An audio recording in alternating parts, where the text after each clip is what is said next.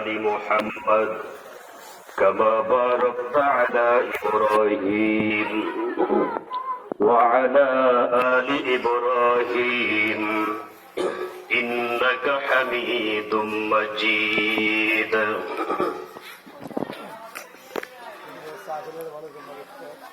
আসুক না যত বাধা যত ঝড় সাইক্লোন রাসূলের পথে মোরা চলবই এ জীবন বাজি রেখে দিনের নিশান মোরা বাংলার আকাশে উড়াবই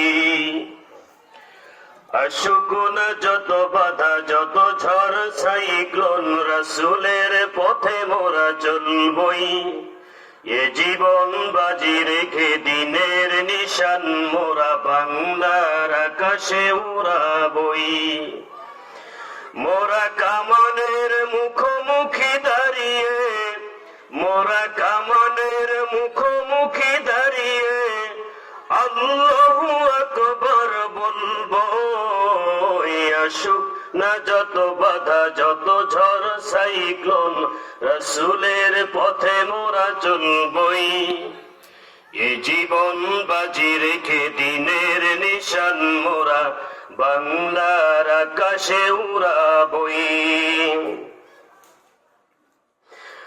আমাদের দেহে বহে জিহাদি রক্ত প্রাণে প্রাণে বিপ্লবী ঝংকার তাকবীরে তাকবীরে বাতিলের মসনদ কত ভেঙে করেছি যে চুরমার কত ভেঙে করেছি যে চুরমার আমাদের দেহে বহে জিহাদি রক্ত প্রাণে প্রাণে বিপ্লবী ঝংকার তাকবীরে তাকবীরে বাতিলের মসনদ কত ভেঙে করেছি যে চুরমার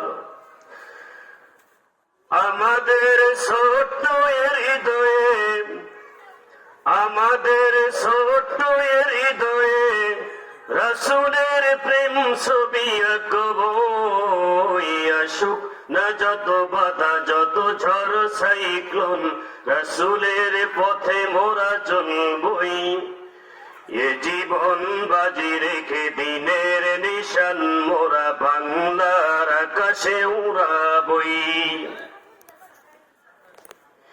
এই শির অবনত আল্লাহর কাছে নয় কোন তাগুতের কাছে সবুজ কাফেলা নিয়ে যাব জানি একদিন মকসুদে মঞ্জিলে পৌঁছে আমাদের ছোট্ট হৃদয়ে আমাদের ছোট্ট হৃদয়ে রাসূলের প্রেম ছবি আঁকবই আসুক না যত বাধা যত ঝড় সাইক্লোন রাসূলের পথে মোরা চলবই এ জীবন বাজি রেখে দিনের নিশান মোরা বাংলার আকাশে উড়াবই আলহামদুলিল্লাহ আজকের মাহফিলের সম্মানিত সভাপতি প্রধান বক্তা পর্দার অন্তরালে অবস্থানরত আমার সম্মানিত মা ও বোনেরা আমার সামনে উপবিষ্ট আছেন তাওহীদি জনতার একাংশ আসসালামু আলাইকুম ওয়া রাহমাতুল্লাহি ওয়া বারাকাতুহু মাহফিলে আসতে পেরে আপনারা খুশি না বেজার কম না বেশি অনেকেই বাহিরে ঘোরাফেরা করছেন মেহেরবানি করে প্যান্ডেলের মধ্যে এসে আমরা দিনী পরিবেশে বসে পড়ি ইনশাআল্লাহ অল্প সময় কথা হবে আমরা তো লোকাল মানুষ সেই জন্য আমাদের হায়াতটা একটু কম বুঝতে পারছেন তো হায়াতটা কম অস্বল্প সময় কথা বলো বাহির থেকে যারা মেহমান এসেছেন তারা ইনশাআল্লাহ আলোচনা করবেন এটাই নিয়ম আমরাও যখন বাহিরে যাই তখন প্রধান বক্তা হয়েই যাই এই জন্য কি যদিও আমরা এখানে এসেছি এই পরিবেশটা জান্নাতের পরিবেশ কিসের পরিবেশ জান্নাতের পরিবেশ এই জন্য ভূমিকা বাদ দিয়ে সময় দিয়েছে মনে করেন 45 মিনিট এখন যদি জিকির করি এটা সেটা বলি তাহলে সময় তো ফিউজ হয়ে যাবে, ঠিক না ঠিক? এই তো ডাইরেক্ট হিট করা দরকার নাকি? যা বলতে চাই ডাইরেক্ট শুরু করা দরকার, যতটুকু বয়ান দিতে চাই।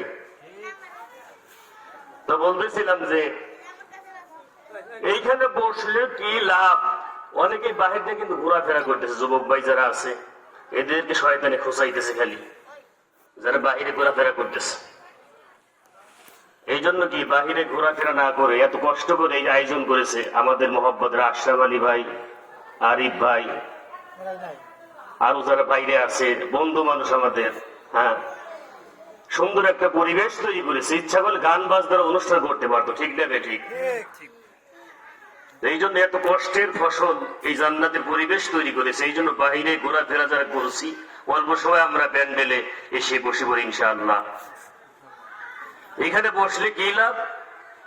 সহজ কথা, আল্লাহ পাক বলেছে যাদাতহুম ঈমানা, যে এই দিনই মজলিসে বসলে ঈমানটা বৃদ্ধি পায়। কি পায়? ঈমান বৃদ্ধি পায়, ঈমান বেড়ে যায়।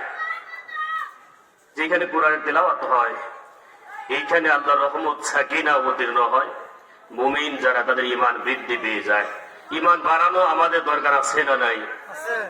নাকি নামাজ না পড়লে কি হবে? ঈমান বড় পাকা। নামাজ না পড়লে কি হবে? ঈমান আমার খুব পাকা। ওনাদের ঈমান মজবুত। সাহাবীদের ঈমান কি রকম ছিল আমি প্রায়ই বলি, আর আমাদের ঈমানটা কি রকম?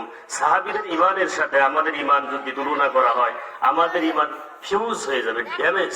এই ঈমান কিছুই না, ঠিক না ঠিক? ঈমান আমাদের ঈমান রেডিমেড তৈরি ঈমান, বাপ দাদার তৈরি ঈমান।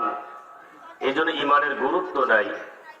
ঈমানের দাবি কি এটাই আমরা জানি না, যে ঈমান আনলে কি করতে হবে। এই জন্য ঈমানটা বাড়ানো দরকার আছে না নাই? ঈমান বাড়ানো দরকার। সাহাবীদের ঈমান কিরকম ছিল? আল্লাহ নবীর জন্য সব ত্যাগ করেছে, পরিবার বিসর্জন দিয়েছে, নিজের দেশ ত্যাগ করে মদিনায় চলে গিয়েছে, জীবন উৎসর্গ করে দিয়েছে আল্লাহর জন্য, ঠিক নেবে ঠিক? আর আমাদের ঈমান এমন ঈমান যে মসজিদ পর্যন্ত নিতে পারে না। আমাদের ঈমান মসজিদ পর্যন্ত নিতে পারে না। আমাদের ঈমান রমজান মাসে রোজা রাখাইতে পারে না। আমাদের ঈমান নেক কাজ করাইতে পারে না। অথচ লম্বা চওড়া দাবি করি যে নামাজ না পড়লে কি হবে? ঈমান বড় পাকা, ঠিক নেবে ঠিক? সাহাবীদের ঈমান কিরকম ছিল? মসজিদে প্রবেশ করলে তারা নিরাপত্তা পেত, বাহিরে ভালো লাগতো না, ছটফট করতো কখন মসজিদে যাবো, আল্লাহর ঘর।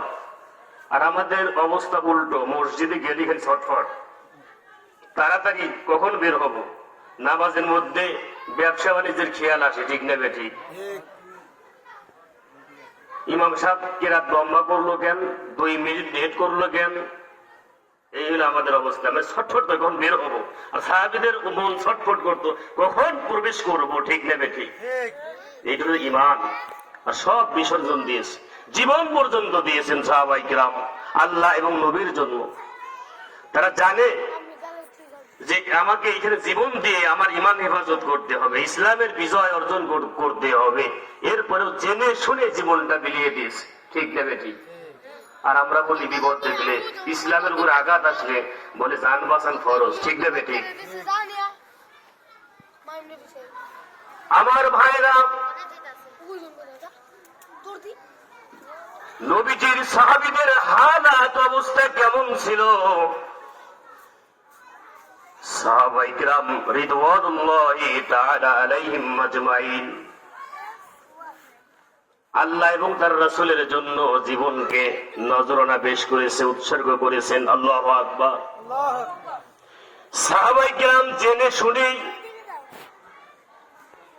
নিজের জীবনকে ইসলামের জন্য বিলিয়ে দিয়েছেন। আমার ভাইরা, রহমাতাল লিল আলামিন কোন একদিন সাহাবীদেরকে ডাকলেন। নবীজি বললেন, সাহাবীরা শোনো, সামনে একটি বড় জিহাদ করতে হবে, যুদ্ধের ময়দানে সকলকে যেতে হবে। এই যুদ্ধের নাম হলো মুতার যুদ্ধ। কিসের যুদ্ধ বাবাজি? মুতার যুদ্ধ। এই যুদ্ধটা এত বড় হবে, তৎকালীন রোম সম্রাট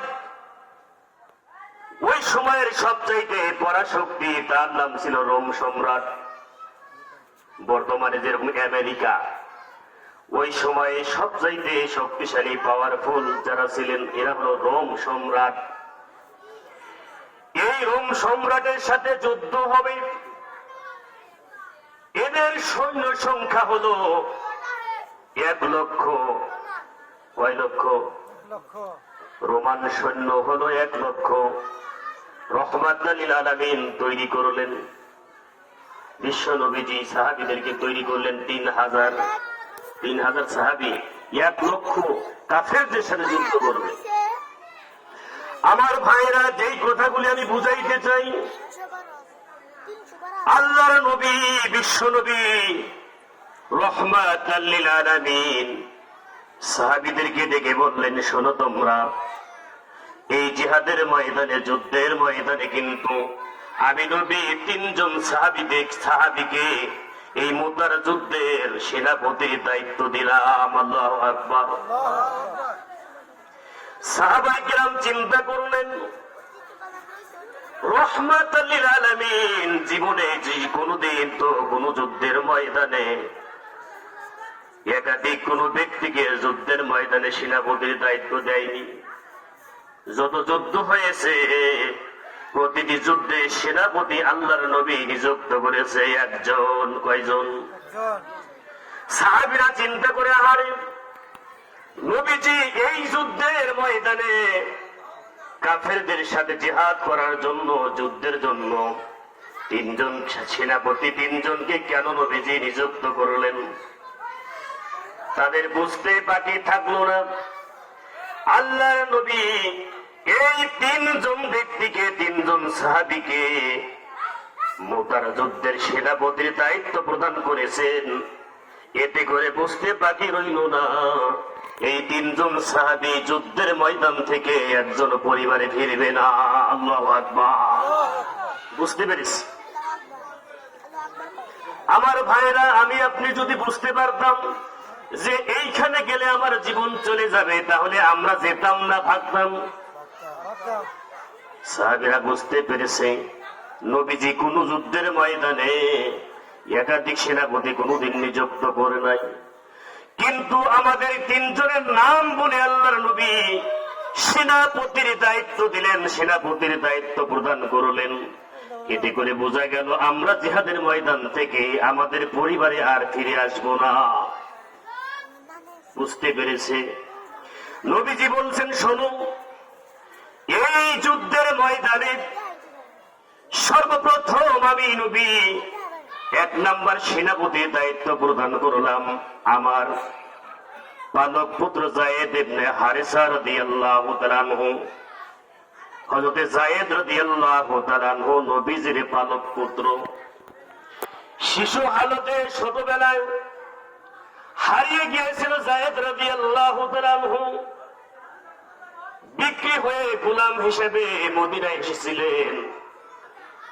নবীর নিকটে হস্তান্তর হতে হতে নবীর নিকটে এসে গেছে, কিন্তু নবীজির পরিবারে থাকে যায়েদ রাদিয়াল্লাহু তাআলা আনহুর বাবা মা। খবর পেলেন তার কলিজার টুকরা সন্তান মদিনা মুনাওয়ারায় মুহাম্মদ সাল্লাল্লাহু আলাইহি সাল্লামের নিকটে আছে। খবর পেয়ে গেছে, ছোটবেলা হারায় গেছে। যায়েদ রাদিয়াল্লাহু তাআলা আনহুর পিতা মাতা আল্লাহর নবীর নিকটে হাজির হয়ে নবীজির নিকটে সন্তানকে বললেন, ও যায়েদ, চলো যাই বাড়িতে, ছোটবেলায় হারিয়ে গিয়েছিলে, আমরা তোমাকে নিতে এসেছি। যায়েদ রাদিয়াল্লাহু তাআলা আনহু মনে মনে চিন্তা করে, বাবা মা, তোমরা আমার জন্মদাতা বাবা মা হতে পারো, কিন্তু আমি যেই নবীর বাড়িতে থাকি, নবীর ঘরের চুলার আগুনে যার জ্বলানো খাবার খাই, ওই নবীর ঘর আর তোমাদের ঘর এক নয়। এই নবীর ঘরে জিব্রাইল আসে, তোমাদের ঘরে জিব্রাইল আসে না। আল্লাহু আকবার। যাবে না, নবীকে ছেড়ে যাবেন না। পিতা মাতার চাইতে যায়েদ বিন হারিসা নবীকে বেশি মহব্বত করলেন। নবীজি বড় খুশি হয়ে গেলেন। হযরত যায়েদ ইবনে হারিসা রাদিয়াল্লাহু তাআলা আনহুর হাতটাকে শক্ত করে ধরলেন। হজের মৌসুমে খানায়ে কাবার যখন তওয়াফ চলে, খানায়ে কাবার আঙ্গিনায় গিয়ে আল্লাহর নবী সারা পৃথিবীর হজ যাত্রী হাজী সাহেবদেরকে ডেকে ডেকে বললেন, শোনো, এই যে তোমরা যায়েদকে দেখো, এই যায়েদকে আজ থেকে মুহাম্মাদের গোলাম বলবে না, আজ থেকে আমি ওরে আমার সন্তানের স্বীকৃতি দিয়ে দিলাম। তোমরা আজ থেকে বলবে যায়েদ মুহাম্মদ রাসূলুল্লাহর সন্তান। আল্লাহু আকবার। আল্লাহর নবী এই যায়েদকে বললেন, এই মুতার জিহাদের ময়দানে প্রথম সেনাপতি দায়িত্ব করবেন আমার কলিজার টুকরা সন্তান যায়েদ ইবনে হারিসা রাদিয়াল্লাহু তাআলা। যায়েদ, কোথায় তুমি দাঁড়িয়ে যাও? আল্লাহর নবী বললেন, যায়েদ যদি শহীদ হয়ে যায়, জিহাদের ময়দানে দ্বিতীয় সেনাপতির দায়িত্ব করবেন আমার চাচাতো ভাই জাফর বিন আবু তালিব রাদিয়াল্লাহু তাআলা। জাফর রাদিয়াল্লাহু তাআলা সে যদি শাহাদাত বরণ করে, এই যুদ্ধের ময়দানে জিহাদের ময়দানে তৃতীয় সেনাপতি তার নাম হলো আব্দুল্লাহ ইবনে রাওয়াহা। এই তিনজন সাহাবী দিকে নবীজি ডেকে বললেন, তোমরা তোমাদের ফ্যামিলিতে চলে যাও, বাড়িতে চলে যাও। আল্লাহর নবী বললেন, তোমাদের বাবা মা, তোমাদের স্ত্রী পুত্র ছেলে মেয়ে তাদের নিকট থেকে বিদায় নিয়ে আসো। এই কথা দ্বারা সাহাবীদের আরো ক্লিয়ার হয়ে গেল, তিনজন সেনাপতির মধ্যে একজন পরিবারে ফিরে আসবে না। আল্লাহু আকবার। সাহাবীরা জেনে বুঝে জীবন দিলেন।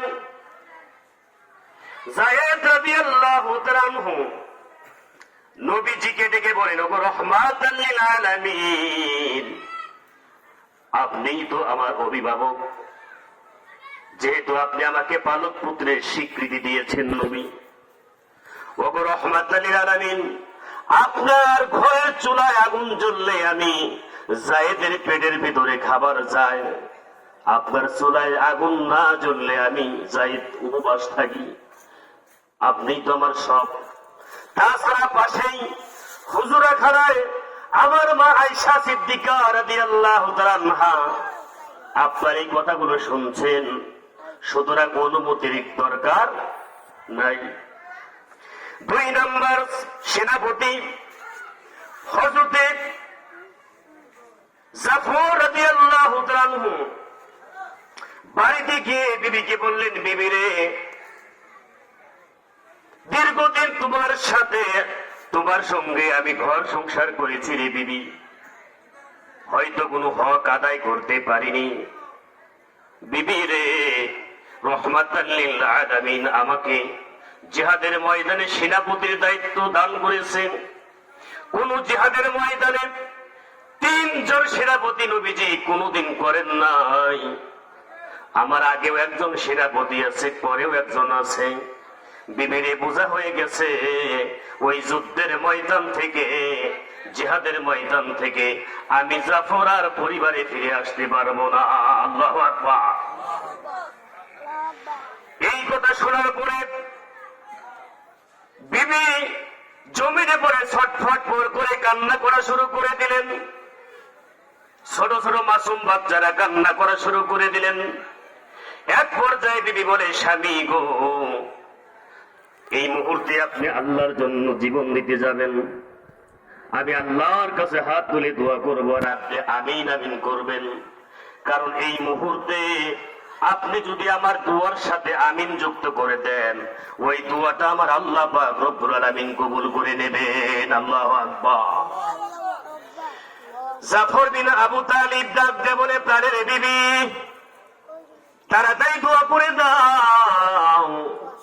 বিবি হাত তুলে দোয়ার শুরুতে বললেন, আল্লাহ, আমার স্বামী জাফরকে জিহাদের ময়দান থেকে, যুদ্ধের ময়দান থেকে গাজী বানিয়ে জীবিত আমার ঘরের মধ্যে আপনি ফিরিয়ে দিন। জাফর রাদিয়াল্লাহু তাআলা আনহু মুনাজাতের হাত ছেড়ে দিয়ে তরবারির উল্টা পিঠ দিয়ে বিবির বিবির হাতে মৃদু একটু আঘাত করে বললেন, বিবি রে, উল্টা দোয়া করো না, এই দোয়া তো কবুল হবে না। কারণ নবীজি আমাকে ওই যুদ্ধের ময়দানে সেনাপতি বানিয়েছেন, ওই জিহাদ থেকে কখনো পরিবারে ফিরতে পারবো না। আমার ভাইরা খুব খেয়াল করবেন, যায়েদ হযরতে জাফর বিন আবু তালিব রাদিয়াল্লাহু আনহু জিহাদের ময়দানের দিকে ছুটে চললেন। পিছনে পিছনে ছোট ছোট মাসুম বাচ্চাগুলি কান্না করা শুরু করে দিলেন, আব্বু আব্বু বলে কান্না করা শুরু করে দিলেন। জাফর বিন আবু তালিব চিন্তা করে, আহারে পিছনে সন্তানগুলিরা হাজারি কান্না, সামনে আমার আল্লাহ এবং রাসূল, কোনটাকে ছেড়ে দেব, কোনটাকে আমি গ্রহণ করব? সন্তানদেরকে যদি ধরি তাহলে সন্তান পরিবারের মহব্বত অন্তরে পয়দা হবে, আল্লাহ নবীর হুকুম পালনে দেরি হয়ে যাবে। পিছনের দিকে না তাকিয়ে পরিবারকে আল্লাহর উপরে, আল্লাহ পাকের জিম্মায় রেখে জিহাদের ময়দানে চলে গেলেন। 3 নম্বর সাহাবী হযরতে আব্দুল্লাহ ইবনে রাওয়াহা রাদিয়াল্লাহু তাআলা আনহু নতুন বিবাহ করেছেন। কে হৃদয় বিদারক কথা বাবা! যেই সাহাবী নতুন বিবাহ করেছেন, এখনো ফুল সজ্জা হয় নাই, বাসর ঘর হয় নাই, রুমের বাহিরে দাঁড়িয়ে বিবিকে সুন্দর করে সালাম দেন, আসসালামু আলাইকুম। বিবিকে সালাম দিলেন, বিবি সালামের জবাব দিয়ে বললেন, প্রাণের স্বামী ঘরের ভিতরে প্রবেশ করেন। হযরতে আব্দুল্লাহ ইবনে রাওয়াহা বলে, বিবি রে, ঘরের ভিতরে প্রবেশ করতে পারবো না। ও বিবি, রাসূলুল্লাহ সাল্লাল্লাহু আলাইহি ওয়াসাল্লাম যুদ্ধের ময়দানে আমাকে 3 নম্বর সেনাপতির দায়িত্ব প্রদান করেছেন। 3 জন সেনাপতি কোন জিহাদের ময়দানে হয় না বিবি রে। এর মানে হলো 3 জন সাহাবীর মধ্যে একজন জীবিত আসবে না। বিবি বলে, প্রাণের স্বামী, আমার আপনি বিবাহ করেছিলেন, আমি কোন সাধারণ রমণী নই, মদিনার এক সুন্দরী মেয়ে, বাসর ঘর হলো না, ফুল সজ্জা হলো না, আমার ছেড়ে আপনি চলে যাবেন। আমার ভাইরা নতুন বিবি রেখে আল্লাহ নবীর জন্য চলে যাবে। বলল, বিবি রে, রাসূলুল্লাহ সাল্লাল্লাহু আলাইহি ওয়াসাল্লামের হুকুম, আল্লাহ পাকের জন্য জীবন উৎসর্গ করে দিয়েছে। বিবি এবার চোখের পানি ছেড়ে দিয়ে বলে, ও স্বামী, একটিবার ঘরের ভিতরে আপনি আসেন। এবার আব্দুল্লাহ ইবনে রাওয়াহা বলে, বিবি রে, ওই ঘরের ভিতরে আমি যেতে চাই না রে বিবি। ওই ঘরের ভিতরে প্রবেশ করলে আর তোমার চেহারার দিকে তাকাইলে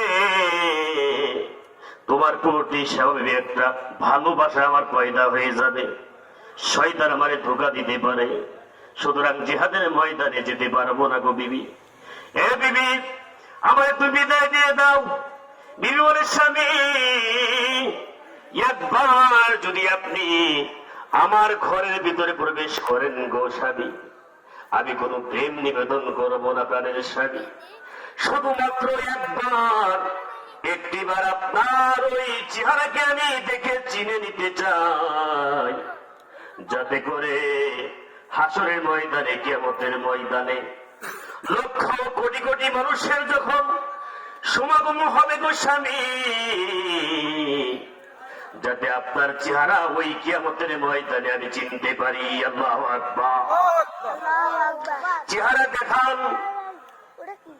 আব্দুল্লাহ ইবনে রাওয়াহা বলে, স্বামী, বিবি রে, তোমার মনে যদি এই চিন্তা হয়, আশা আকাঙ্ক্ষা হয়, আর তুমি যদি ধৈর্য ধারণ করে থাকতে পারো, যেই রব্বুল আলামিনের জন্য, যেই নবীর জন্য আমার জীবনকে উৎসর্গ করলাম, ওই রব্বুল আলামিন কিয়ামতের ময়দানে তোমার আমার স্বামী স্ত্রী পরিচয় করা দিবেন। আল্লাহু আকবার। আমার ভাইরা, এই 3 জন সাহাবী চলে গেলেন যুদ্ধের ময়দানে, জিহাদের ময়দানে চলে গেলেন। যুদ্ধের ময়দানে কাফেরদের সাথে জিহাদ করতে করতে এক পর্যায়ে যায়েদ বিন হারিসা রাদিয়াল্লাহু তাআলা আনহু শহীদ হয়ে গেলেন। আমার ভাইরা, সংক্ষিপ্ত করে দিচ্ছি কথাগুলি। হযরত জাফর ইবনে আবু তালিব রাদিয়াল্লাহু তাআলা যুদ্ধের ময়দানে যুদ্ধ করা শুরু করে দিলেন। কাফের বেঈমানেরা তাকে ঘেরাও করে ডান হাত কেটে ফেলে দিল, বাম হাতে তরবারি উঁচিয়ে ধরলেন। বাম হাতে জিহাদ যুদ্ধ করতে এসেছিলেন, বাম হাতটাকে বেঈমানেরা কেটে ফেলে দিল। যায়েদ রাদিয়াল্লাহু তাআলা চলে গেলেন। এরপরে জাফর বিন আবু তালিব রাদিয়াল্লাহু তাআলা এবং চলে যাবেন। আমার ভাইরা দুই হাত কেটে ফেলে দিল। কালেমার পতাকাকে দৌড়ায় গিয়া কাটা হাত দিয়ে বুকের সাথে জড়ায়া ধরলেন। আল্লাহু আকবার বলেন। আমার ভাইরা, হযরত জাফর ইবনে আবু তালিব রাদিয়াল্লাহু তাআলা এবার নবীর সাহাবীকে ডেকে বললেন, সাহাবীরে শোনো, আল্লাহর নবীর নিকটে আমি জাফরের নিউজটা বার্তা পৌঁছা দিও। বলিও, জাফর জীবনের শেষ মুহূর্তে পর্যন্ত ইসলামের পতাকা, কালেমার পতাকাকে উঁচু করে রেখেছিল, মাটিতে পড়তে দেয় না। আল্লাহু আকবার। শহীদ হয়ে গেলেন। আমার ভাইরা শাহাদাত বরণ করলেন। আল্লাহর নবীর আরেক সাহাবী আবু উবাইদা, তিনি বলেন, তাকে আমি দাফন করলাম, গোসল আমি তারে এরকম দাফন করে দিলাম। শহীদদের গোসল হয় না, রক্তমাখা অবস্থায় তাকে দাফন করা হলো। রাত্রিবেলায় তিনি বলেন, আমি স্বপ্ন দেখি জাফর রাদিয়াল্লাহু তাআলা জান্নাতের মধ্যে ফেরেশতাদের সাথে উড়ে বেড়াইতেছে। আল্লাহু আকবার। নবীর সাহাবী বলে, আমি তারে ডাক দিয়ে বললাম, জাফর রে, আল্লাহ পাক তোমার ব্যবহারে তোমার উপরে কিরকম খুশি হয়েছে বলো একটু। নবীর সাহাবী জাফর বলে, ও আবু উবাইদা শোনো, আল্লাহ পাক রব্বুল আলামিন আমার প্রতি খুশি হয়ে আমার দুটি জিহাদের ময়দানে হাত কেটে গিয়েছে। ওই হাতের বদলে আমার আল্লাহ আমার জান্নাতে দুটি পাখা লাগিয়ে দিয়েছেন। আল্লাহু আকবার। আমারে বলেছে, ও জাফর, তোমার শাহাদাতে আমি আল্লাহ বড় খুশি, তুমি আমার কাছে কি চাও? জাফর বলে, আল্লাহ কিছুই চাই না গো আল্লাহ, একটা দাবি, যদি ওই দুনিয়াতে আর একবার আমারে পাঠিয়ে দিতেন, বেঈমানদের সাথে জিহাদ করে ইসলামের জন্য, আপনার জন্য, আপনার নবীর জন্য এই জীবনকে আরেকবার আমি দিয়ে আসতাম। আল্লাহু আকবার। তৃতীয় সাহাবী, তিনিও শহীদ হলেন। মুসলমানরা তারপরে নিজেরাই একজন সেনাপতি নিযুক্ত করলেন। এই সেনাপতির নাম হলো খালিদ ইবনে ওয়ালিদ রাদিয়াল্লাহু তাআলা। নাম শুনেছেন না? খালিদ ইবনে ওয়ালিদ রাদিয়াল্লাহু তাআলা সেনাপতিত্বে যুদ্ধের ময়দানে মুসলমানদের বিজয় হয়। আল্লাহু আকবার বলেন।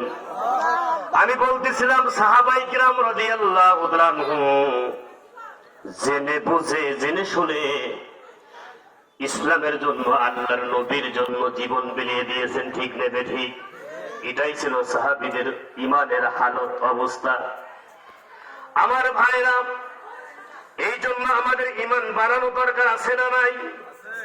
আমাদের ইমানটা ফিউজ, আমাদের ইমানটা হলো ড্যামেজ, খুবই দুর্বল ইমান। এই জন্য দিনী পরিবেশে বসা, কোরআনের ময়দানে বসা, এতে করে আল্লাহ পাক রব্বুল আলামিন ইমানের যাদাতহুম ঈমানা, ইমানটা বৃদ্ধি করে দেয়। কে বাড়ায়? আল্লাহ। খারাপ লাগতেছে নাকি? বললাম না, আমার হায়াত কম, সময় কম, বুঝেন না? এখন বক্তব্য একটু গল্প বই, হাসাই, একটা গজল বই, বুঝেন না? আমার হায়াত আরো শেষ, ওয়াজ করবো নি কখন? এই জন্য একদিকে টেনশন আছে যে ওয়াজ করবো, একটু বলবো না কি করবো। এই জন্য কি আমি যে আয়াত আলোচনা করব, আয়াত পড়েছি, এই আয়াতের উপর একটু আলোচনা করে শেষ করবো ইনশাআল্লাহ। আমার ভাইরা, আসুন এবার কোরআন শরীফে আমি আয়াত তিলাওয়াত করেছি, ফাজকুরুনি আযকুরুকুম। আল্লাহ পাক বলে, তোমরা আমার যদি জিকির করো, আমাকে স্মরণ করো, আযকুরুকুম, ও গোলাম, আমি আল্লাহ তোদেরকে স্মরণ করি। আল্লাহু আকবার। আল্লাহকে যদি স্মরণ করি, আমাদেরকে স্মরণ করে আল্লাহ। এবার আসুন, আল্লাহকে কেমনে স্মরণ করা যায়? আল্লাহর জিকির কেমনে করতে হয়, জিকিরের ওয়াজ, একটু আমলের ওয়াজ করি, সময় যেহেতু অল্প, এই জন্য আমলের ওয়াজ একটু করে যাই নাকি। আমার ভাইয়েরা, আল্লাহকে যদি কোনো ব্যক্তি যদি স্মরণ করে, আল্লাহ বলে বান্দা তোরে আমি আল্লাহ স্মরণ করি, আমার ভাইয়েরা, তাহলে আল্লাহকে স্মরণ করা, জিকির মানেই হলো স্মরণ করা। জিকির মানে কি? স্মরণ করা। যদি নামাজ নাই, রোজা নাই, হজ জাকাত নাই, অন্যায় কাজে লিপ্ত, আর খালি সময় খালি হুক্কুর জিকির করে, এই জিকিরের লাভ আছে নাকি? তাহলে জিকির শব্দের অর্থ কি? এক নম্বর, জিকির মানে হলো নামাজ। জিকির মানে কি? সবচাইতে বড় জিকিরের নাম হলো নামাজ। ওয়ালা জিকরুল্লাহি আকবার। আল্লাহ পাক বলে সবচাইতে বড় জিকির, সবচাইতে বেশি আল্লাহকে স্মরণ হয় নামাজে। ঠিক নেবে ঠিক? এক নম্বর জিকির সালাত, নামাজ।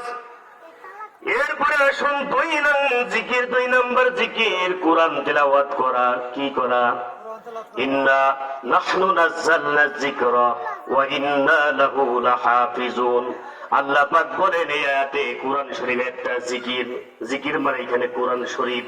জিকির মানে দুই নম্বর হলো জিকির মানে কোরআন তেলাওয়াত করা। তিন নম্বর জিকির হলো আল্লাহকে স্মরণ করে তার ভয়ে গুনাহ থেকে বিরত থাকা। এটা জিকির। কিন্তু আপনি সুদ খাইতেছেন, না রে খাওয়া যাবে না, আল্লাহ দেখতেছে, এটা আল্লাহকে স্মরণ করলাম না। আমার ভাইরা, ঘুষ খাবো না, অন্যের জমি দখল করবো না, গুনাহের কাজ করবো না। তার মানে জিকিরের আরেকটা অর্থ হলো, জিকির মানে হলো গুনাহ থেকে বিরত থাকা। জিকির অর্থ বুঝতেছেন? আমার ভাইরা, এক নম্বর জিকির মানে নামাজ পড়া, দুই নম্বর জিকির হলো কোরআন তেলাওয়াত, তিন নম্বর জিকির হলো গুনাহ থেকে নিজেকে বাঁচিয়ে রাখা। আমার ভাইরা, এরপরে আসুন চার নম্বর জিকির হলো মৌখিক জিকির। কিসের জিকির? মুখের জিকির। আসুন এবার আমার ভাইরা, মুখের জিকির কি? সর্বশ্রেষ্ঠ জিকির কি?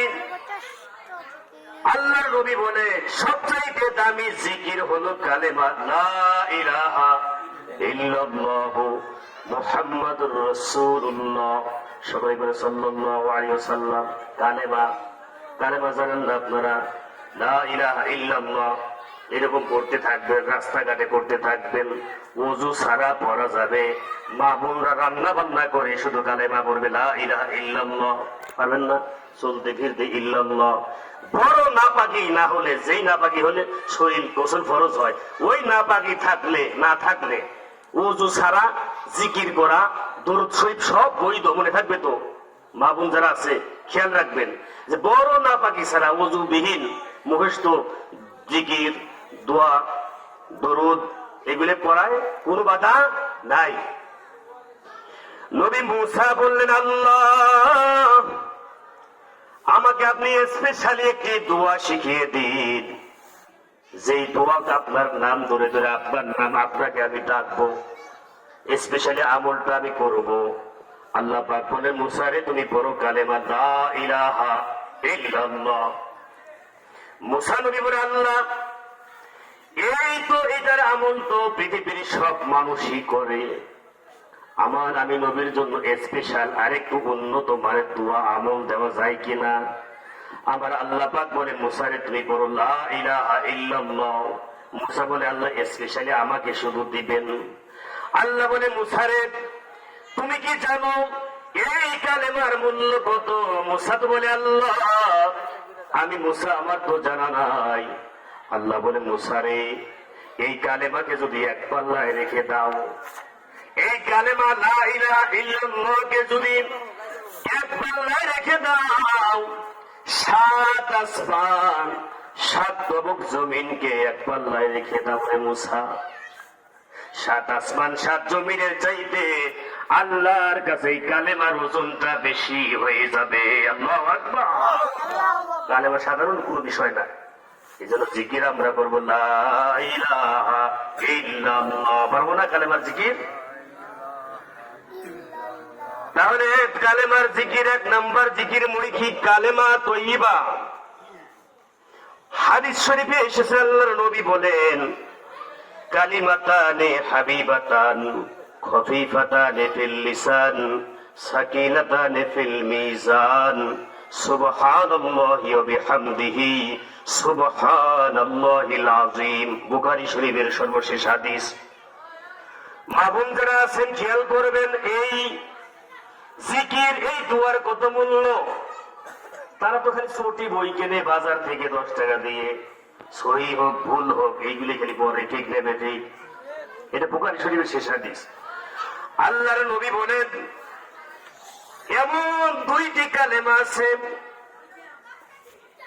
যেই কালেমা কি হাবিবাতান, আল্লাহর কাছে খুব প্রিয়, আল্লাহর কাছে খুব ভালো মহব্বতের। আল্লাহর নবী বলেন খফিফাতান ফিল লিসান, জবানে উচ্চারণ খুব সহজ, এই জবানে উচ্চারণ খুব সহজ। আল্লাহর নবী বলেন সাকিলাতান ফিল মিজান, কিন্তু হাসরের ময়দানে মিজানের পাল্লাটা এই আমলের কারণে তার ভারী হয়ে যাবে। আল্লাহু আকবার বলেন।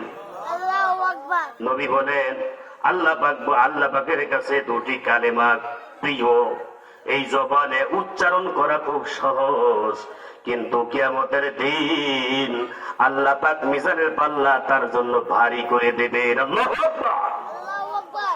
নবীজি বলেন সেই কালেমা 2টি হলো সুবহানাল্লাহি ওয়া বিহামদিহি সুবহানাল্লাহিল আযীম। পড়েন সবাই, সুবহানাল্লাহি ওয়া বিহামদিহি সুবহানাল্লাহিল আযীম। মুখস্থ করেন, সুবহানাল্লাহি ওয়া বিহামদিহি সুবহানাল্লাহিল আযীম। পারবেন না?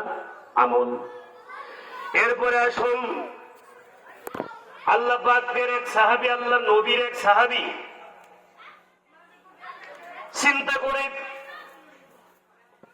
তাফসীরে এসেছে, হঠাৎ একদিন আল্লাহর কাছে দোয়া করে, আল্লাহ আপনার সৃষ্টি কত মহান, আল্লাহ পাহাড় কেমনে বানাইছেন, আসমান কেমনে বানাইছেন, জমিন কেমনে বানাইছেন, আল্লাহ ও আল্লাহ তোমার ওই পবিত্র নামের তারিফ করব কোন শব্দ দিয়ে গো আল্লাহ, আমার তো জানা নাই, আমার জানা নাই কোন শব্দ দিয়ে আল্লাহ তোমার নামের প্রশংসা করব, তারিফ করব গো আল্লাহ।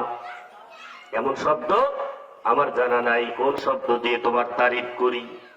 এমন কোন দোয়া আমার শিক্ষা দেন, এমন কোন বাক্য শিখিয়ে দেন যেই বাক্য দিয়ে আল্লাহ তোমার পবিত্র নামের তারিফ করব। সুবহানাল্লাহ। মনে মনে উদয় হয়ে গেছে তার। হঠাৎ আল্লাহর বান্দা এখন মুখ দিয়ে বের হয়ে গেছে, দোয়া করতেছে, মুখ দিয়ে আল্লাহর প্রশংসার শব্দ বের হয়ে গেছে।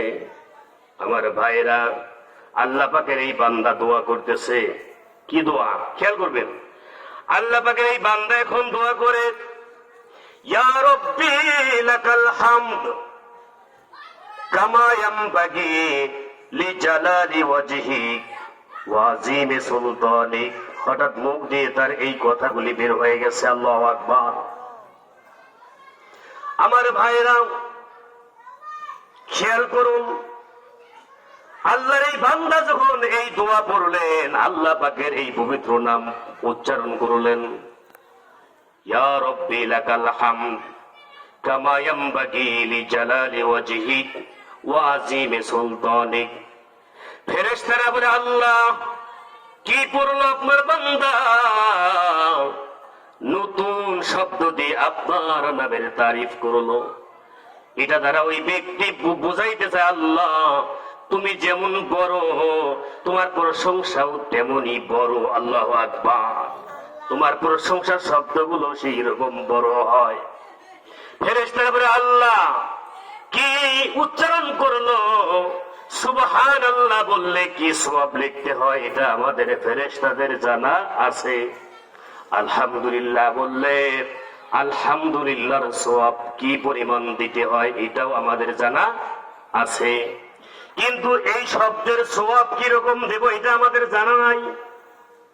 আমার ভাইরা, একবার যদি কোনো ব্যক্তি সুবহানাল্লাহ বলে, আল্লাহর নবী বলেন, আল্লাহ পাক সুবহানাল্লাহর বরকতে ওই ব্যক্তির জন্য জান্নাতের মধ্যে একটা গাছ আল্লাহ পাক রোপণ করে গাছ লাগায়। আল্লাহু আকবার। নবীজি বলেন ওই একবার সুবহানাল্লাহ বললে জান্নাতে তার জন্য একটি গাছ তৈরি হয়ে যায়। গাছটা এত বড় হবে, আল্লাহর নবী বলেন ইয়ারাবিয়ান শক্তিশালী একটি তেজি সম্পন্ন ঘোড়া ওই গাছের ছায়ায় যদি দৌড়াইতে থাকে 100 বছর দৌড়াইলেও ওই গাছের ছায়া শেষ করতে পারবে না। সুবহানাল্লাহ। মানে একবার সুবহানাল্লাহ বললে কি হয়, আমার আপনার আমল নামায় আমার আপনার জন্য আল্লাহ পাক জান্নাতের মধ্যে গাছ লাগিয়ে দেন। এই জন্যই সুবহানাল্লাহর আমল আমাদের করা দরকার আছে না নাই? মা বোন যারা রুটি বানায়, রুটি বানাইতে বানাইতে এটা তো মৌখিক ইবাদত। আমার ভাইরা রুটি বানায় হাত দিয়ে না মুখ দিয়ে? রুটি তৈরি করে হাত দ্বারা, রিক্সা চালায় হাত দ্বারা, অটো চালায় হাত দ্বারা, পৃথিবীর সব কাজগুলি করে হাত দ্বারা। মুখটাকে বসার রেখে লাভ কি? ঠিক দেবে ঠিক? আমার ভাইরা মা বোন রুটি তৈরি করে আর যদি জিকির করে সুবহানাল্লাহ, মা বোন রান্না বান্না করে যদি বলে সুবহানাল্লাহ, রুটি তৈরি করে তরকারি কোটে মাছ কাটে যদি জিকির করে সুবহানাল্লাহ। আমার ভাই আপনি অটো চালান, অটো চালাইতে চালাইতে জবানে যদি বলেন সুবহানাল্লাহ। আপনি বাসের ব্যবসায়ী, বাজারে বসে বসে এই মুখটাকে খামোখা বেকার বসা না রেখে যদি বলেন সুবহানাল্লাহ, আল্লাহ পাক বলে গোলাম ও আমার বান্দি তুই রুটি বানাস, তুই তরকারি কুটিস, রান্না করস, আর তোর জন্য আমি আল্লাহ জান্নাত সাজাই। আল্লাহু আকবার।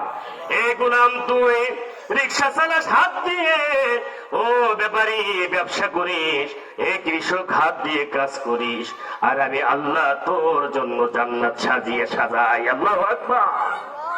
সুবহানাল্লাহ পড়া লাভ না ক্ষতি? এই জন্য সর্বহালতে সুবহানাল্লাহ জিকির করেন। আল্লাহর নবী বলেন জিকির করতে করতে যার জিহ্বাটা তরতাজা থাকবে, হাসতে হাসতে সে বেহেশতে চলে যাবে। আল্লাহু আকবার বলেন। এটা আমলের ওয়াজ, আমল করার দরকার আছে না নাই? খালি কেসা শুনে চলে যাবেন, কয় যে হুজুর খুব ওয়াজ দিছে ইউসুফ জুলাইখার প্রেম কাহিনী, আর একজন কয় যে দোস্ত জুলাইখা বেড়া না বেড়ে, এটা তো জানি না রে। এই ওয়াজ লাভ আছে নাকি? তাহলে এটা শিখে যান যে সুবহানাল্লাহ করবো, এই আমল আমি করবো, করবো তো ইনশাআল্লাহ। এবার এই সাহাবী বলেন ইয়া রাব্বি লাকাল হামদ কামা ইয়ানবাগি লিজালালি ওয়াজহিক ওয়া আযীমি সুলতানিক। ফেরেশতারা বলে আল্লাহ সুবহানাল্লাহর সওয়াব কত এটা আমরা দেখতে পারি, জানা আছে।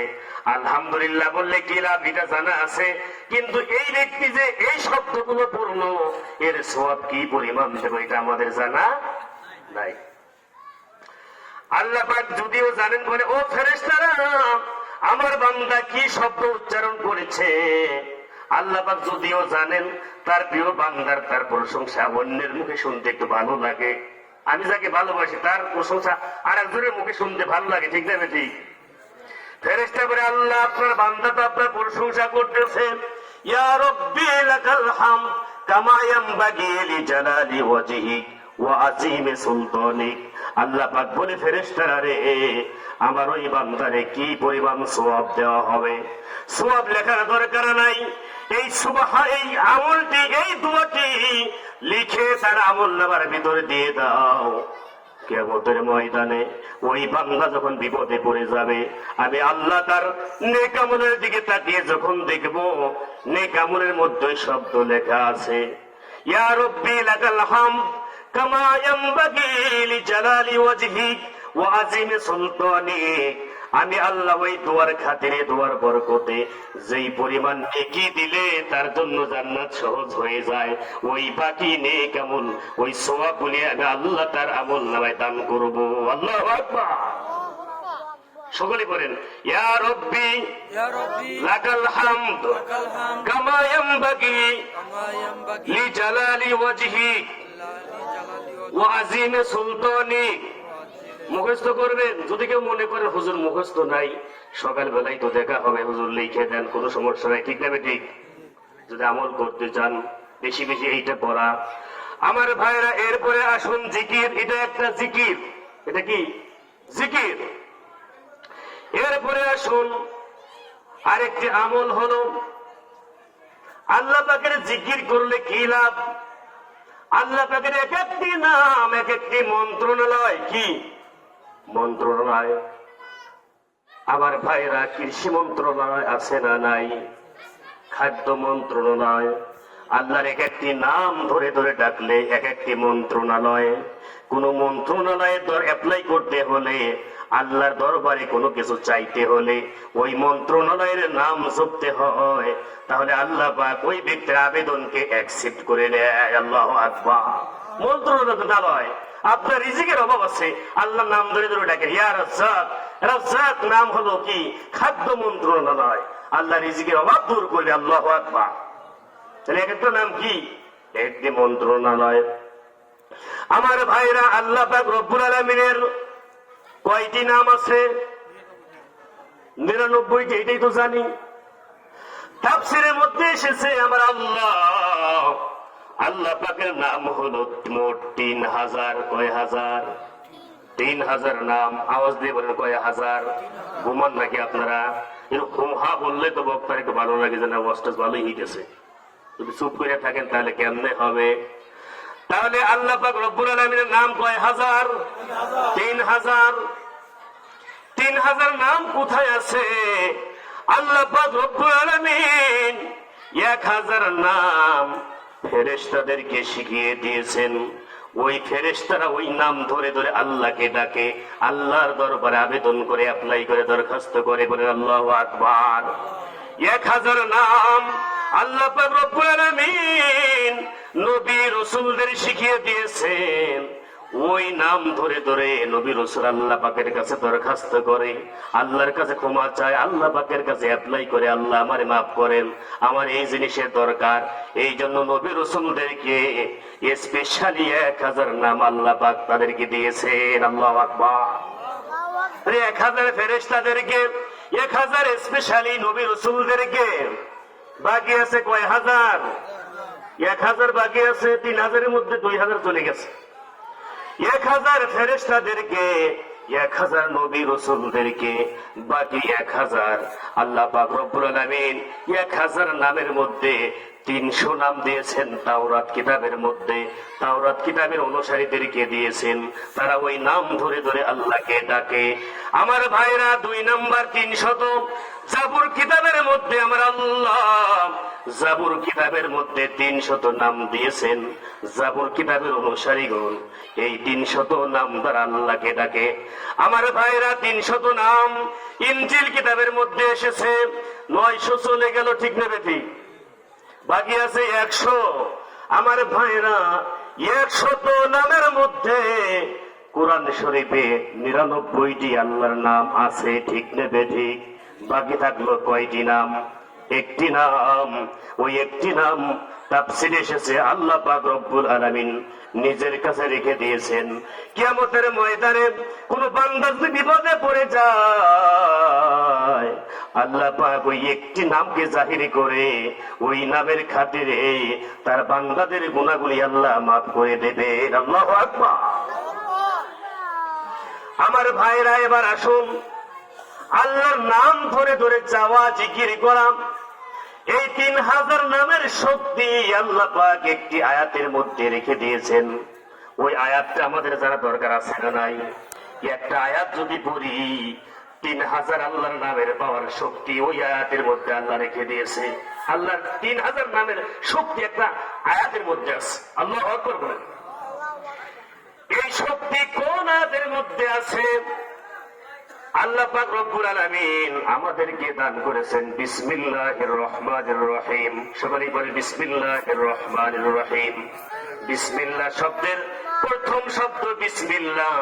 মিল্লাহ শব্দের, আল্লাহ শব্দের মধ্যে 1000 নামের পাওয়ার আল্লাহ রেখে দিয়েছেন।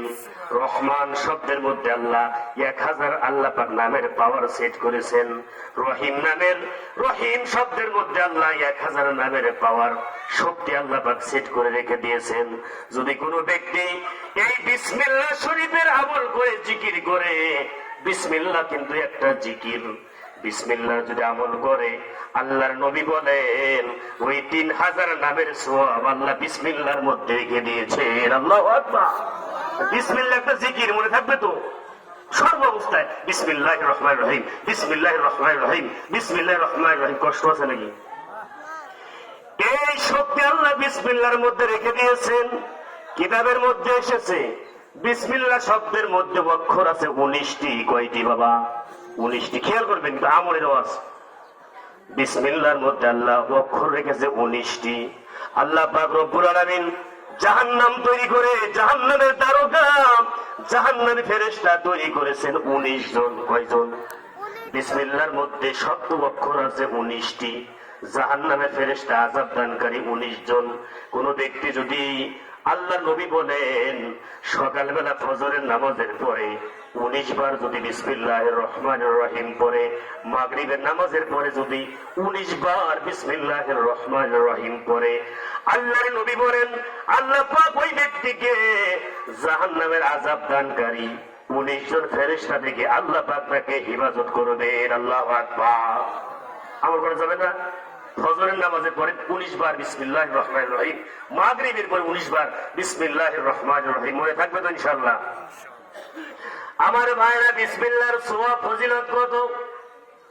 তাফসীরে কাবীরে এসেছে আল্লাহর নবী মুসা কালিমুল্লাহ হঠাৎ রাস্তা দিয়ে যাইতেছে কবরের নিকটবর্তী দিয়ে। কবরের ভিতরে আযাব হয়, আযাব। হাউ মাউ করে কান্না করে আল্লাহ নবী মুসা চলে গেলেন। একই রাস্তায় আবার কিছুক্ষণ পরে ব্যাক করলেন, দেখেন কবরটা জান্নাতের বাগান হয়ে গিয়েছে। আল্লাহু আকবার। আল্লাহর নবী মুসা মুর্দাকে জিজ্ঞেস করে, আল্লাহর বান্দা, কিছুক্ষণ পূর্বে তোমার কবরে আগুন জ্বলল, বড় কষ্টে ছিলা, আবার এখন খুব আরামে আছো, এর কারণ কি? আল্লাহর বান্দা ডেকে বলে, হে নবী মুসা, আমার কবরে আমার আযাব হচ্ছিল আমার পাপের কারণে। দুনিয়াতে আমার স্ত্রী গর্ভে আমার একটা সন্তানকে রেখে আমি কবরের জগতে চলে এসেছি। সন্তানটা বড় হয়ে গিয়েছে, আজকে মাদ্রাসায় নিয়ে গিয়েছে। মাদ্রাসায় যাওয়ার পরে প্রথম সবক পড়েছে বিসমিল্লাহির রহমানির রহিম। আল্লাহ বলে, রে ফেরেশতারা, আমি তাকে আযাব দেই তার পাপের কারণে, কিন্তু তার মাসুম বাচ্চা বলে আমি নাকি রহমান, আমি নাকি রহিম। যাকে আমি আযাব দেই তার সন্তান আমাকে বলে আমি রহমান, আমি রহিম। কেমনে রে তারে আমি আযাব দেই? যা যা, ওই ব্যক্তির কবরটাকে জান্নাতের বাগান বানিয়ে দিয়ে আসো। আল্লাহু আকবার। বিসমিল্লাহর খাতিরে। আমার ভাইরা, নবী মুসা আবার ডেকে বলে, আল্লাহ, এই ফিরাউন, এই বেয়াদবকে আপনি আযাব দেন না কেন? এটাও তাফসীরে কাবীরে আল্লামা ফখরুদ্দিন রাজি রহমাতুল্লাহ আলাইহি লেখেন, একে আযাব দেন না কেন, দেরি করেন কেন? আল্লাহ বলে, মুসা, ফিরাউন কেন আযাব দিতে চায়, কিন্তু ফিরাউন নিজেকে রব দাবি করার আগে পূর্বে তার বাড়ির গেটে দেওয়ালে লিখে রেখেছিল খোদাই করে বিসমিল্লাহির রহমানির রহিম। আমি ফিরাউনকে আযাব দিতে চাই, কিন্তু ফিরাউনের বাড়ির গেটে বিসমিল্লাহ আযাব দেওয়া দেরি করায়। এই বিসমিল্লাহর কারণে আল্লাহ পাকের আযাব দিতে 400 বছর দেরি হয়ে গেছে। আল্লাহু আকবার। বিসমিল্লাহর মূল্য আছে কিনা নাই? বিসমিল্লাহ আমল করবো না আমরা ইনশাআল্লাহ? আমার ভাইরা, এবার আসুন বিসমিল্লাহির রহমানির রহিমের আমল করা। এরপরে আসেন ইস্তেগফার, দরুদ শরীফ, সব বলার তো টাইম আমার নাই, হায়াত মনে হয় শেষের দিকে। ইস্তেগফারের আমল, ইস্তেগফার যদি কোনো ব্যক্তি পড়ে আল্লাহ পাক তারে ক্ষমা করে দেবেন, 5টি পুরস্কার দেবেন। 5 পুরস্কারের বয়ান আমার সময় নাই। আমার ভাইরা, এর মধ্যে একটি হলো ওই ব্যক্তির জীবনের মুস্তাজাবু দাওয়াত, যা দোয়া করবে আল্লাহ তাই কবুল করবেন। আল্লাহু আকবার। আস্তাগফিরুল্লাহ। একটি ওয়াকিয়া বলি। আমার ভাইরা, আপনার নাম শুনেছেন ইমাম আহমদ ইবনে হাম্বল, নাম শুনেন নাই?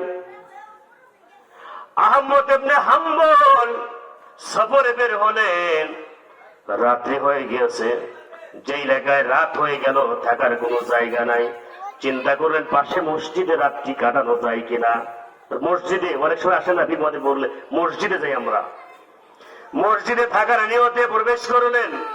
মসজিদের খাদেম বের করে দিলেন, বললেন আপনার বাড়ি কোথায়?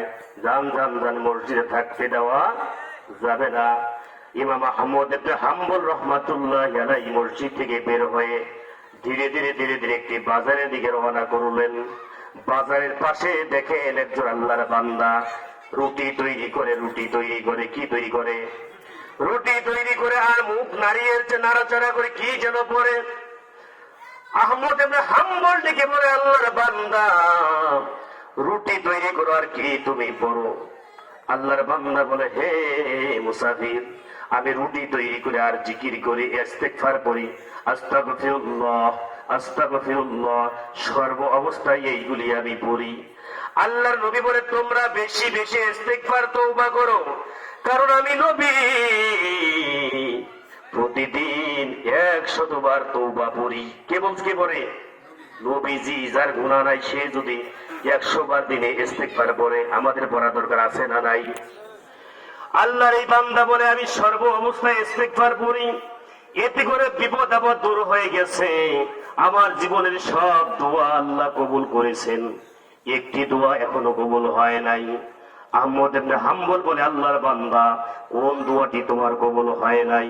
বলে, দোয়াটা হলো এই, আমি আল্লাহর কাছে দোয়া করেছি, আল্লাহ এই জামানার সবচাইতে বড় আলেম, বড় ইমাম আহমদ ইবনে হাম্বলকে আল্লাহ তার সাথে মুলাকাত না করায় আমারে মৃত্যু দিও না। আহমদ ইবনে হাম্বল বলে, আল্লাহর বান্দা তুমি কি জানো আল্লাহ তোমার এই দোয়াটাও কবুল করেছেন? আমি হলো এই যুগের ইমাম আহমদ ইবনে হাম্বল, আসো তোমার সাথে একটু মুলাকাত করে নেই। আল্লাহু আকবার। ইস্তিগফার করবেন। আর ঈমান, আমাদের ঈমানটা কি রকম ভাবে তরতাজা করা দরকার? আমাদের ঈমান হলো রেডিমেড ঈমান। কি ঈমান? রেডিমেড ঈমান। ঈমানের কদর নাই রে বাবা, বাবার তৈরি ঈমান। লম্বা চওড়া দাবি করি, নিজের ফতোয়ায় নিজে ঈমানদার, ঠিক না? নিজের ফতোয়ায় আমি আপনি ঈমানদার, নিজের ফতোয়ায় নিজে ঈমানদার। খেয়াল করবেন, পরিপূর্ণ ঈমানদার হতে হলে 3টি শর্ত আছে। কয়টি শর্ত? করর বিল লিসান, 1 নম্বরে কালেমা করর বিল লিসান, এই জবানে এই কালেমা জীবনে পড়তে হবে। করর বিল লিসান, তাসদিক বিল জিনান, অন্তরে বিশ্বাস থাকতে হবে। আমল বিল আরকান, এর উপরে আমলের আরকানের উপরে আমল করতে হবে। 3টির সমন্বয় বাবাজি পরিপূর্ণ ঈমানদার। কয়টি? 3টি। মুখে পড়া, অন্তরে বিশ্বাস, আর আমলের নাম হলো মুমিন। আমার বাবাজিরা, এই কালেমার মধ্যে 5টি ফরজ আছে। কয়টি? 5টি। দেখেন কেমন আমরা ঈমানদার। কালেমার মধ্যে কয়টি ফরজ আছে? 1 নাম্বার হলো এই কালেমা জীবনে একবার পাঠ করা ফরজ। 2 নাম্বার হলো এই কালেমার অর্থ জানা ফরজ। 3 নাম্বার কালেমা শুদ্ধ করে পাঠ করা ফরজ। 4 নাম্বার কালেমার উপরে আমল করা ফরজ। 5 নাম্বার কালেমার দাওয়াত দেওয়া হলো ফরজ। আল্লাহু আকবার। হ্যালো, প্রধান বক্তার আগমন, শুভেচ্ছা, স্বাগতম পাতলুপাড়া যুব সমাজের পক্ষ থেকে। তাহলে প্রধান বক্তা এসে গেছে, প্রধান মেহমানকে বসা রেখে আলোচনা করা ঠিক নয়। এই জন্য আমরা যে কথাগুলো বলেছি আর কি, আমলের কথা, ইনশাআল্লাহ আমরা আমল করার চেষ্টা করবো। ইনশাআল্লাহ আল্লাহ পাক আমাদের কথাগুলো বুঝে আমল করার তৌফিক দিবেন। আমিন। আসসালামু আলাইকুম ওয়া রাহমাতুল্লাহি ওয়া বারাকাতুহু।